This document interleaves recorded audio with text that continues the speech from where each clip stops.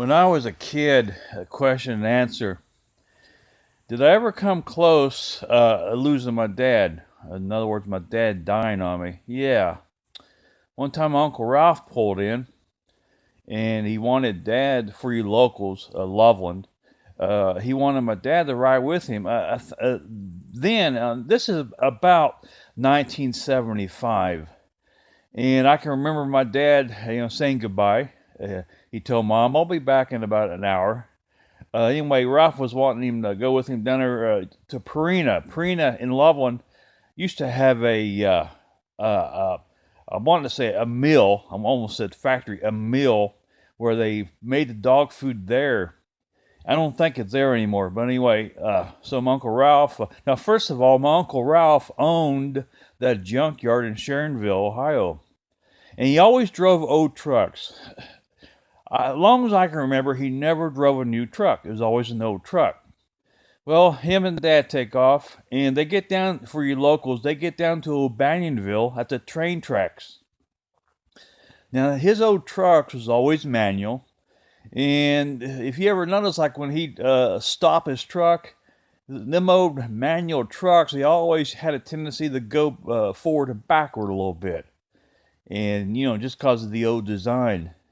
Anyway, they get down to those train tracks, and the damn truck stalls. Yeah. Now, Ralph is a little bit on the slow side. I'm not talking about mentally. I'm talking about physically. He always a little draggy. Anyway, the damn truck stalls. They don't think nothing of it.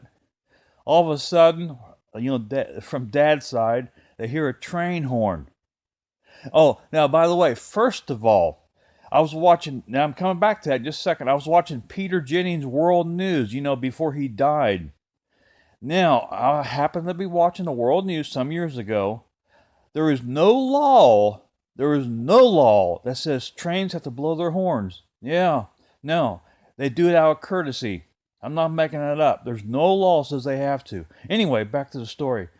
Anyway, here's a train horn blowing.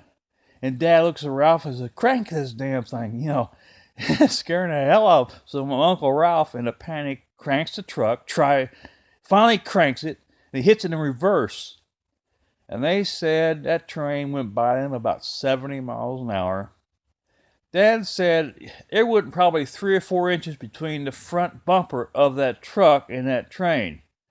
Well, as Uncle Ralph's trying to crank that truck, Dad opens his door and he's getting ready to bail out. But of course, he don't want to leave Ralph there.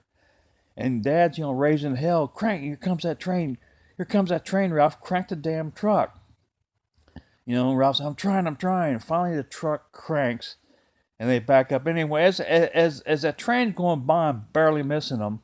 Ralph, he opens his door, and like Dad, he's getting ready to jump out of the truck. And Dad looks at him and says, whatever you do, don't move an inch.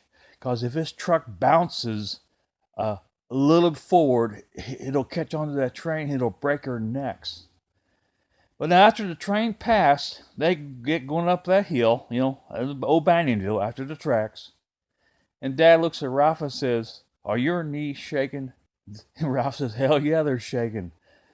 But I never forget Dad coming in and telling, me and my sister was already in bed, school night, but I never forget Dad coming in and after Ralph left him off at the house, Dad coming in and telling Mom that. I never will forget that. I remember Dad's voice. He said, "Man, me and Ralph, we almost got hit down there. We come a pee from being killed." 70 miles an hour train like that, if it would just nick the front of that truck, it broke both their necks. So yeah, I came close to losing my dad, about 1975.